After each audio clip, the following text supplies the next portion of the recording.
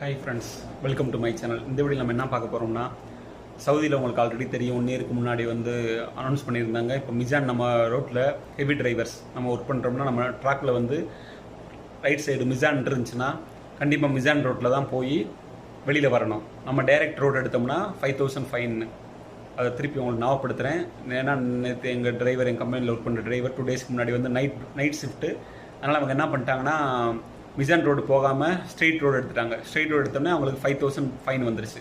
இப்போ அவங்களுக்கு என்னாச்சுன்னா 25% டிஸ்கவுண்ட்னால 3750 வந்திருக்கு. இந்த உங்களுக்கு அட்டாச் பண்ணுறேன். உங்களுக்கு தெரியும் எத்தனை மாதம் அவங்க 2 மாதம் 3 மாதம் அவங்க கஷ்டப்படணும் அந்த ஃபைன் கட்டுறதுக்கு.